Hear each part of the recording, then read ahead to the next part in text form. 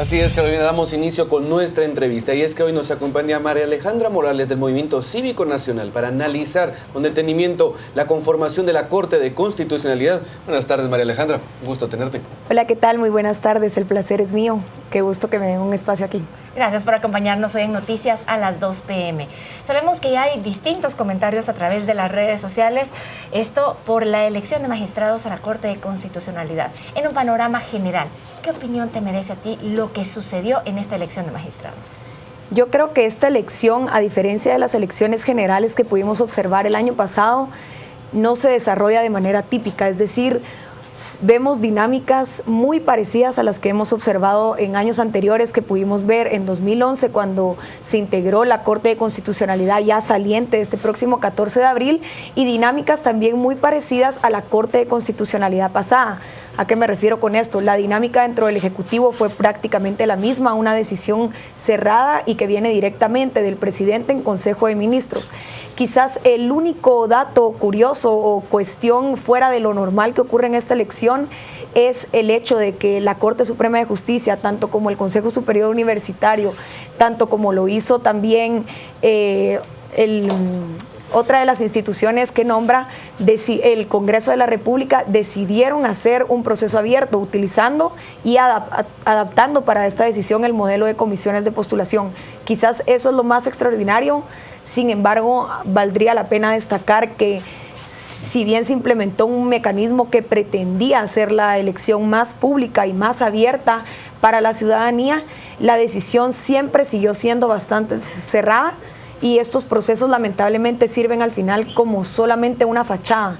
Dan la impresión que se hizo un proceso público, pero las decisiones por lo general están tomadas. Claro. Es un proceso difícil y poco transparente en muchas ocasiones. Este fue un proceso diferente a excepción de lo Ejecutivo, que lo mantuvo bajo un secretismo absoluto. Pero ¿de qué manera podemos alcanzar los guatemaltecos de que esto no se convierta en un sistema de fachada, sino que existe una participación de la sociedad civil organizada y de la población en general dentro de esta Corte que es tan importante en el control constitucional? Yo creo que tratándose del tribunal máximo de justicia en el país y tratándose del tribunal encargado de definir los conceptos establecidos en la Constitución de la República, la clave no necesariamente es hacer procesos públicos o procesos donde puedan incidir muchísimas personas, porque observamos en otras instituciones en donde se utiliza el modelo de comisiones de postulación que ha resultado de una manera bastante fallida, y lo único que ha permitido es que esa expansión de las comisiones de postulación, el hecho de que existan tantos representantes dentro, solo ha permitido que se filtren muchísimos más intereses. A lo que debemos apostarle como ciudadanía, creo yo, es al profesionalismo de las personas que presenten su expediente para poder participar. El fortalecimiento de la institución, creo que eso es un concepto clave, porque si una institución no está fortalecida, es muy fácil que cualquier interés se filtre a la hora de hacer una elección de tanta trascendencia como es esta. Claro, hablemos ahora respecto a lo que ya mencionábamos anteriormente, pero brevemente, sobre hacer este proceso con participación o de manera secreta, como se ha hecho. Vemos que en el Congreso de la República, pues bueno, se trató de hacer de una manera abierta, pero veíamos a través de las redes sociales que las personas tenían una opinión distinta a la que a la larga, como tú mencionabas, se tomó dentro del Congreso de la República. Pero ahora las críticas se han centrado principalmente en la decisión tomada por parte del presidente Jimmy Morales. ¿Qué podemos hablar respecto a esta decisión? Porque vemos al presidente que desde un inicio estaba preparado como para recibir ciertas críticas, que incluso lleva una carta por parte de la Comisión Internacional contra la Impunidad en Guatemala, ya que la persona a quien él eligió en su momento, pues estuvo dentro de las personas que estaban señaladas como jueces de la impunidad. Bueno, el proceso que elabora el presidente de la República para elegir al magistrado titular y magistrado suplente de la Corte de Constitucionalidad, si bien es un proceso cerrado, no es inconstitucional, y creo que ese es un punto bastante importante que debe resaltarse. Ninguna parte de la Constitución de la República o la Ley de Amparo, que en su caso también regula este tipo de procedimientos, establece que el presidente de la República, o mejor dicho, el Ejecutivo, debe realizar un proceso abierto y público para poder designar a estos dos magistrados.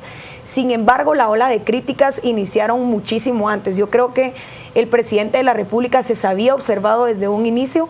Vemos la ola de críticas que generó la posibilidad que se nombrara a José Luis González Dubón como magistrado titular.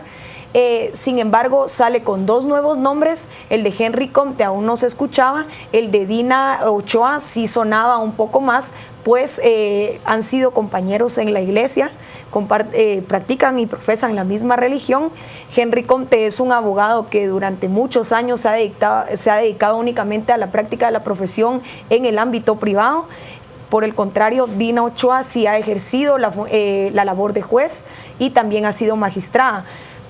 Mucho de la ola de rechazo que podemos empezar a ver hoy, no solo en las redes sociales, sino por parte de otros medios de comunicación, se debe al hecho que en un informe presentado en 2012 por parte del comisionado de la CICIG en ese momento, que era Dalanés, él la presenta como una de los 18 jueces de la impunidad. Sin embargo, y creo que este es un dato muy importante y que la gente debe recordar, la función del magistrado se determina según el trabajo que realice dentro de la Corte. Si bien ella fue señalada en este informe, de hecho el comisionado actual, Iván Velázquez, presentó una disculpa por el señalamiento injustificado que se había hecho en contra de la jueza. Asimismo, ella se presentó a las Naciones Unidas para denunciar a Dalanés por haber lanzado esta acusación, que si ustedes pueden revisar el informe en línea, cojea un poco, no está muy bien fundamentada la acusación que se hizo, así que fue con ella y en el caso de otros 2 jueces que la acusación se retiró por parte de los fiscales del Ministerio Público. Si bien es cierto, el presidente de la República no está obligado, pero en plena época de cambios, vemos como instituciones que son muy poco transparentes, usualmente como el Congreso de la República, el Consejo Superior Universitario, optaron por tomar metodologías diferentes, hicieron pública la elección. Y el presidente elige a una candidata que podríamos decir, y a candidato que podríamos decir son sorpresa.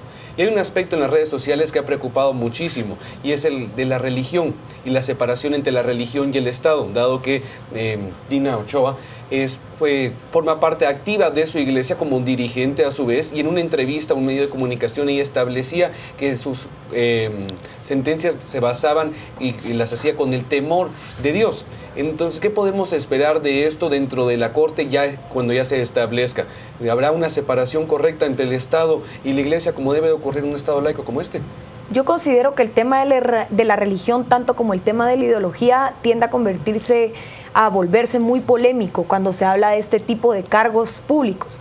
Y yo creo que esta es una norma no solo para los magistrados de la Corte de Constitucionalidad, sino para cualquier funcionario público. El hecho que sea la religión que profese un magistrado o un funcionario público, o sea cual sea su ideología, a la hora de resolver en la Corte de Constitucionalidad, únicamente debe resolver apegado al derecho, no debe influir de ninguna manera la ideología ni tampoco su religión.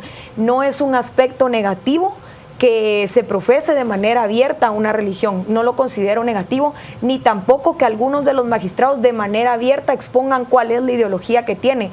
De hecho, es algo muy positivo tener las posturas claras y saber qué tipo de posturas tenemos dentro de la Corte de Constitucionalidad. Lo que como ciudadanos no podemos permitir es que estas mismas posturas quieran jugar el rol del derecho, porque el derecho es el derecho y la justicia no puede ser imparcial, no puede estar parcializada, debe ser imparcial.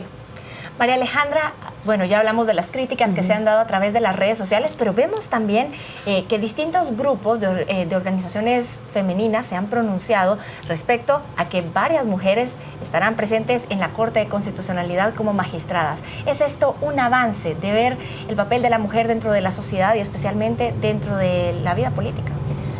Yo creo que no tiene tanto que ver con la presión que se haya podido generar o que debiéramos entenderlo, mejor dicho, como tú decías, como un avance de la profesionalización de la mujer en la sociedad.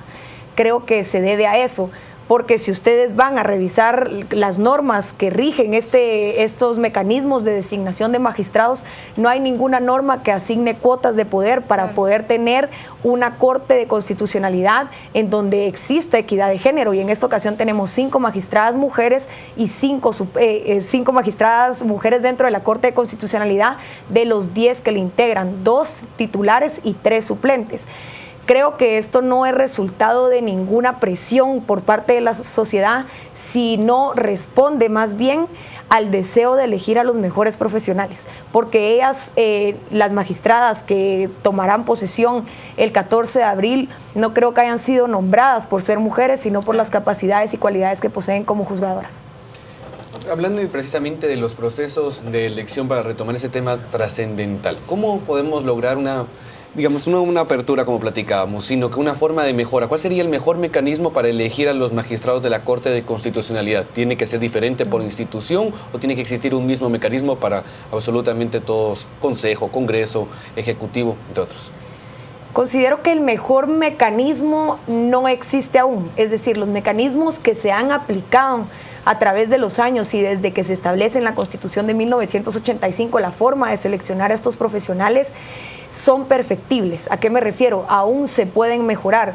No considero que el mecanismo idóneo sean las comisiones de postulación, porque como ya lo mencionábamos antes, muchas veces se han prestado a hacer un juego, más bien que da la impresión que se ha realizado un proceso transparente, pero retomo algunas palabras que en un momento antes de que iniciara esta elección dijo el comisionado Iván Velázquez, al referirse precisamente a esta elección. Él dijo que exista transparencia no necesariamente implica que se va a elegir a las mejores personas. Y la prueba de esto se vio en 2014 con el caso de Claudia Escobar y las comisiones de postulación que se llevaron a cabo en ese año. Y creo y espero no equivocarme que pudiera darse en este caso también. Esperemos lo mejor de esta Corte de Constitucionalidad.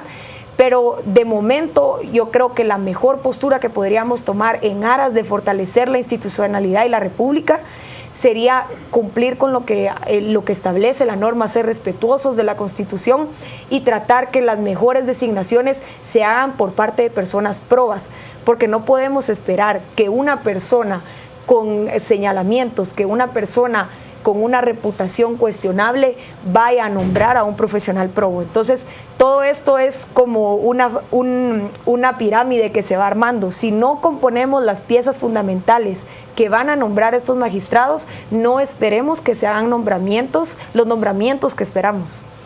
Muchísimas gracias, María Alejandra. Nos hemos quedado sin tiempo, pero tenemos ahora un panorama más amplio de qué podemos esperar de la Corte de Constitucionalidad, además de tener en cuenta cómo se dio todo este proceso de la elección de magistrados. Efectivamente, Carolina, es interesante la conformación del máximo órgano constitucional de nuestro país. Pero ¿qué te parece si ahora vamos a una pausa a la información? Claro que sí, al volver tendremos más noticias.